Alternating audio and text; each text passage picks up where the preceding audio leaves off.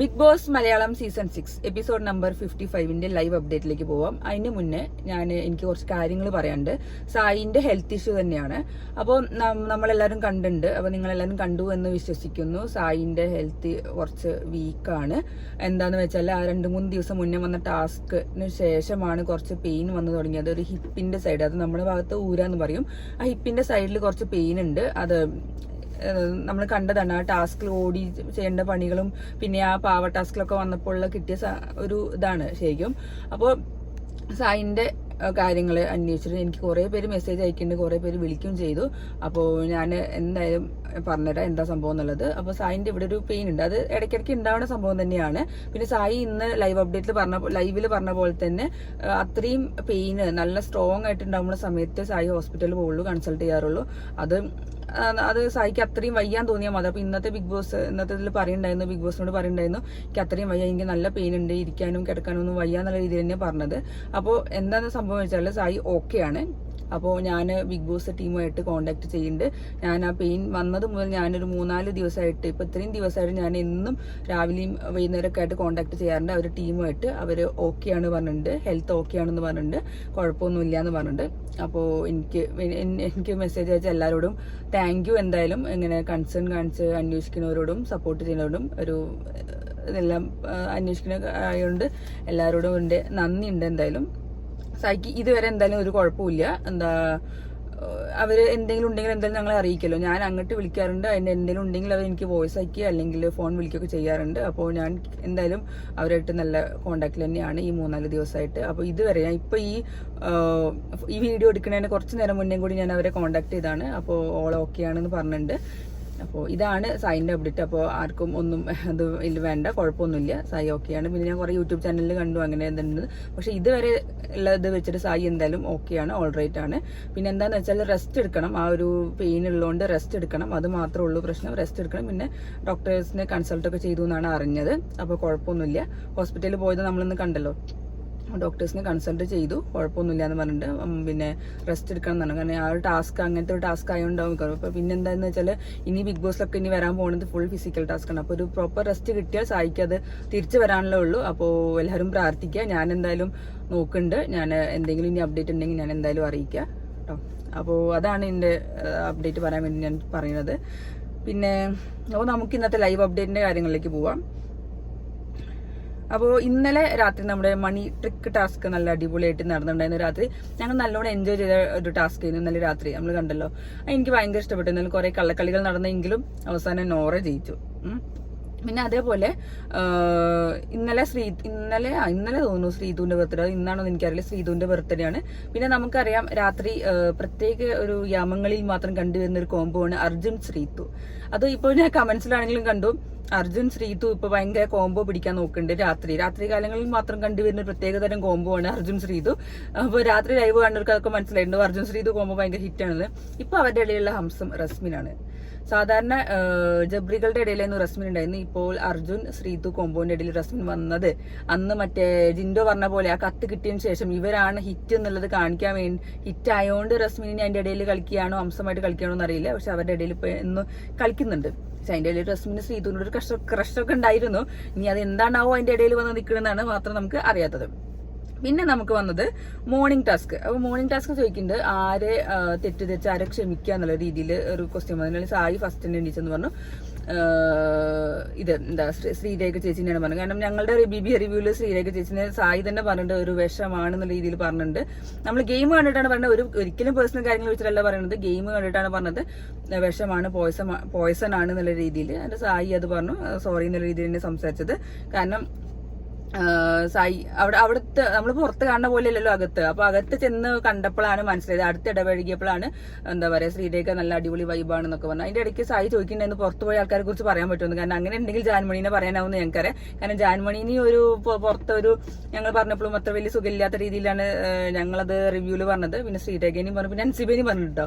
അപ്പം ശ്രീരേഖേനെയാണ് അപ്പോൾ സായി അത് പറഞ്ഞത്. അപ്പോൾ അത് എനിക്ക് ഭയങ്കര ഇഷ്ടപ്പെട്ടു. കാരണം അങ്ങനെ ഒരു ഓപ്പർച്യൂണിറ്റി എന്തായാലും കിട്ടിയല്ലോ. മോർണിംഗ് ടാസ്ക് എന്ന രീതിയിൽ ബിഗ് ബോസ് കൊടുത്തു, അത് സായി നല്ല യൂസ് ചെയ്തു എന്തായാലും. അപ്പോൾ അത് പറഞ്ഞു. അത് കഴിഞ്ഞ് പിന്നെ സായി വയ്യാതെ അവിടെ ഇരിക്കുന്നു, നിങ്ങൾ പറഞ്ഞ പോലെ തന്നെ, നമ്മൾ കണ്ട പോലെ തന്നെ. പിന്നെ ജിൻഡോ എനിക്ക് പിന്നെ കണ്ടത് ജിൻഡോ ഗബ്രീനെ എടുത്ത് എറിഞ്ഞതാണ്, ഒരു സാധനം എറിഞ്ഞു കൊടുത്തതാണ്. അപ്പോൾ ജിൻഡോനെ അറിയാം ഗബ്രി നല്ലൊരു പ്ലെയർ ആണെന്നുള്ളത്. അപ്പോൾ എന്നെ തൊടാൻ പാടില്ല എന്നുള്ള രീതിയിൽ ഗബ്രി സംസാരിച്ചത് ജിൻഡോ പറയുന്നുണ്ട്. എന്തുകൊണ്ടാണ് എന്നെ അറിയില്ല, എനിക്ക് എന്നെ ഇങ്ങനെ ഗബ്രി കാണിക്കുന്നത് എനിക്ക് മനസ്സിലാവില്ല വെച്ചിട്ട് ജിൻഡോ അത് നൈസായിട്ട് ഓഡിയൻസിന് ഇട്ട് കൊടുത്ത പോലെയാണ് എനിക്ക് തോന്നിയത്. പക്ഷെ അത് നല്ലൊരു സാധനം തന്നെയായിരുന്നു. ഞാൻ ഗബ്രിക്ക് അങ്ങനെ ഒരു പറച്ചിലുണ്ടല്ലോ ജിൻഡോന്. ഇന്നലെ മറ്റേ മണി ട്രിക്ക് ടാസ്കിൽ, ആ മണി നൽകുന്ന ടാസ്കിലാണെങ്കിലും മറ്റേ ജിൻഡോ വന്നിട്ട് ഇളകാൻ നോക്കുമ്പോൾ എന്റെ മുന്നിൽ വരരുത്, ഞാൻ ചീത്തറിയും, അങ്ങനെ വരരുത്, എന്നെ തുടരുത്, അങ്ങനെ ഇങ്ങനെ എന്നൊക്കെ പറഞ്ഞിട്ട് ഗബ്രി ഭയങ്കര ഷോ ഓഫ് ആയിരുന്നു. അതിന് ജിൻഡോനെ ഒരു നല്ലോണം പറയുന്നുണ്ടായിരുന്നു. അത് ജിൻഡോ നൈസായിട്ട് ഇന്നത്തെ ടാസ്കിൽ പറയുകയും ചെയ്തു. പിന്നെ ഉണ്ടായത് ഡൈനിങ് ടേബിളിലെ ഒരു ചർച്ച ചെയ്യുന്നുണ്ടോ. ഡൈനിങ് ടേബിളിലെ ചർച്ച എന്ന് പറഞ്ഞാല് എനിക്കറിയില്ല രതീഷിനെ എല്ലാവരും എന്തിനാ പേടിക്കുന്നുള്ളത്. രതീഷ് ഒരു ഗസ്റ്റ് ആണ്, ഓൾറെഡി ഗസ്റ്റിനുള്ള ബഹുമാനം ആരും കൊടുക്കണില്ല, അത് വേറെ കാര്യം. ഗസ്റ്റ് ആണ്. എന്നിട്ട് ഇവരെ പേടി എന്താ വെച്ചാൽ രതീഷ് എങ്ങാനും കണ്ടസ്റ്റന്റ് ആവുമോ, കണ്ടസ്റ്റന്റ് ആയി കഴിഞ്ഞാൽ പവർഫുൾ ആവുമോ എന്നാണ് എല്ലാവരും പേടി. കൂടുതൽ പേടി ചെറട്ടെ ജബ്രികൾക്കാണ്. അവർക്ക് ഒരു വേലയും കൊടുക്കണില്ല രതീഷിനെ. എന്ത് പറഞ്ഞാലും കുറ്റം പറഞ്ഞാൽ നടക്കുകയാണ് ഈ ജബ്രികള്. അപ്പൊ മെയിനായിട്ട് ഗബ്രി. അപ്പോ ഇത് രതീഷിന് എന്താ അറിയില്ല, ഭയങ്കര ഒരു പുച്ഛഭാവമാണ്. ഓൾറെഡി അവർക്കൊക്കെ പുച്ഛഭാവമാണ്. അപ്പൊ ഇവർക്ക് രതീഷ് കണ്ടസ്റ്റന്റ് ആവുമോ എന്നുള്ള പേടിയാണ് മെയിൻ ആയിട്ടുള്ള സംഭവം. പിന്നെയാണ് നമ്മുടെ ഇത് ഉണ്ടായത്, സായിക്ക് വയ്യാന്ന് പറഞ്ഞിട്ട് പിന്നെ ഞാൻ കൺഫെഷൻ റൂമിലുള്ള ടോക്സ് ഒക്കെ ഞാൻ കണ്ടു ലൈവില്. അപ്പോൾ അത് എനിക്ക് ഭയങ്കര സങ്കടമായി. സായി എന്തായാലും നല്ല ഹെൽത്തി ആയിട്ട് ഉഷാറായിട്ട് വരട്ടെ. ഇപ്പോൾ ഓൾറെഡി ഇപ്പോൾ ഓക്കെയാണ്, പക്ഷെ കുറച്ച് റെസ്റ്റ് എടുക്കണം എന്ന് പറഞ്ഞിട്ടുണ്ട്.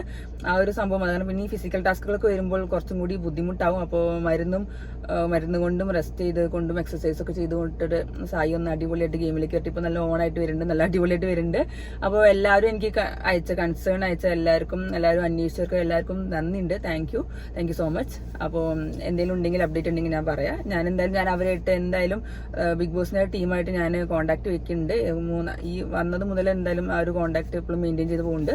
ഇന്ന് ഞാൻ വിളിച്ചിട്ടുണ്ടായിരുന്നു. ഇനി ഞാൻ കുറച്ച് കഴിഞ്ഞിട്ട്, കാരണം അവർക്ക് കുറച്ച് റെസ്ട്രിക്ഷൻസ് ഉണ്ടാവുമല്ലോ, നമുക്ക് നേരിട്ട് കോൺടാക്ട് ചെയ്യാനോ അങ്ങനെയൊന്നും പറ്റില്ല. പക്ഷെ ഞാൻ അവർ ഏൽപ്പിച്ച ഒരാളെ കൊണ്ട് എന്തായാലും സംസാരിക്കാറുണ്ട്, അപ്ഡേറ്റ് കിട്ടാറുണ്ട് കേട്ടോ. അപ്പോൾ ഇതുവരെ കുഴപ്പമൊന്നുമില്ല. ഇപ്പോൾ ഹെൽത്ത് ഓക്കെ ആണെന്ന് പറഞ്ഞിട്ടുണ്ട്. എന്തെങ്കിലും ഉണ്ടെങ്കിൽ അപ്ഡേറ്റ് പറയാമെന്ന് പറഞ്ഞിട്ടുണ്ട്. പിന്നെ ഞാൻ വേറൊരു സംഭവം കണ്ടതാണ് ശരണ്യയുടെ ഡ്രസ്സിനെ കുറിച്ച് കുറേ ലൈവിൽ കമന്റ്സ് കണ്ടു. എനിക്ക് മനസ്സിലാവില്ല. ശരണ്യക്ക് കംഫർട്ടബിൾ ആയ ഡ്രസ്സാണ് അതിൽ ഇടുന്നത്.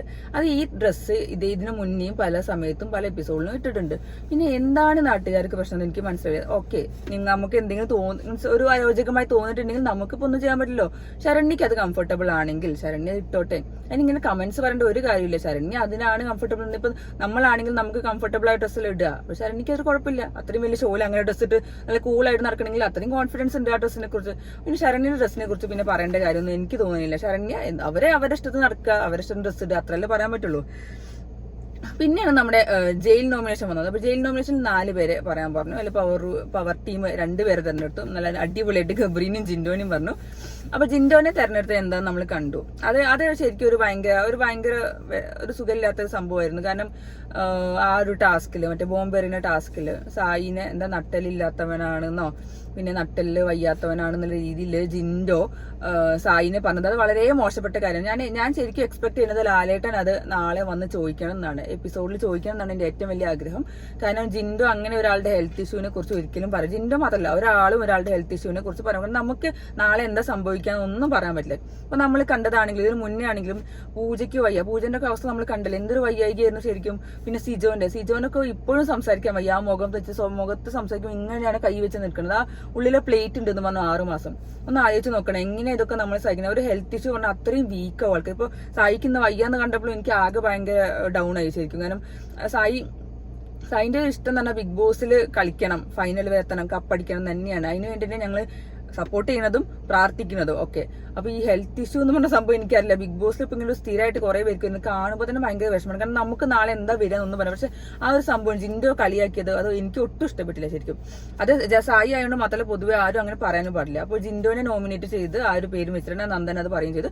പിന്നെ ഗബ്രീനെ പറഞ്ഞത് ഗബ്രി ഒന്ന് ഉഷാറായിട്ട് കളിക്കട്ടെ വിചാരിച്ചിട്ടാണ് ഗബ്രീനെ. അപ്പോൾ എന്തെങ്കിലും ട്വിസ്റ്റ് ഒക്കെ ഉണ്ടാവും ചിലപ്പോൾ. ഗബ്രീനെ ജിൻഡോനെ നൈസായിട്ട് പറഞ്ഞത്, കാരണം 2 പേരും ശത്രുക്കളാണല്ലോ. അപ്പൊ ഗബ്രീനെ ജിൻഡോനെയാണ് പവർ ടീം തെരഞ്ഞെടുത്തത്. പിന്നെ എല്ലാവരും കൂടി തെരഞ്ഞെടുത്തത് അഭിഷേകിനും സിജോനെ മീൻസ് എല്ലാവർക്കും അറിയാലോ, മറ്റേ കാട്ടുതീ എന്ന് പറഞ്ഞിട്ട് തീപ്പട്ടിക്കൊള്ളി എന്ന രീതിയിലാണ് ഉദ്ദേശം ഉണ്ടാവുക. അതുകൊണ്ട് അതൊരു തീപ്പൊരി ഒന്നും വന്നിട്ടില്ല എന്ന രീതിയിലാണ് സിജോനെ പറഞ്ഞത്. പിന്നെ അവർക്ക് ടാസ്ക് ഉണ്ട്. അപ്പോൾ നമ്മൾ ഇന്ന് പ്രൊമോയില് കണ്ടു, ഇവർ 4 പേരിൽ 2 പേരെ ജയിലിൽ പോവുള്ളൂ. ആ ടാസ്ക് ഒരു ബ്രഷ് നൂല് കൂടെ കയറ്റി ഇട്ടിട്ട് കുപ്പിയിലാക്കണത്. അപ്പോൾ അതിൽ എനിക്ക് ആ പ്രൊമോ കണ്ടിട്ട് സിജോ ജയിച്ചു എന്നാണ് തോന്നുന്നത്. സിജോയും അഭിഷേകും ജയിച്ചു എന്നാണ് എനിക്ക് തോന്നുന്നത്. അങ്ങനെയാണെങ്കിൽ ഗബ്രി ജിൻഡോ അകത്ത് പോവുക. അങ്ങനെയാണെങ്കിൽ നല്ല പൂരാവുക, അടിപൊളി സാധനമാവും അതിന്റെ ഉള്ളിൽ ഉണ്ടാവുക. ഗബ്രിയും ജിൻഡോ ആണെങ്കിൽ നല്ല അടിപൊളിയായിട്ട് അടി നടക്കും. അത് കാണാൻ നല്ല വിറ്റാവും. മറ്റേ ജാസ്മിൻ ജിൻഡോ ഉള്ള പോലെ തന്നെ ഗബ്രി ജിൻഡോ നല്ല അടിപൊളിയായിട്ട് ഉണ്ടാവും എന്തായാലും.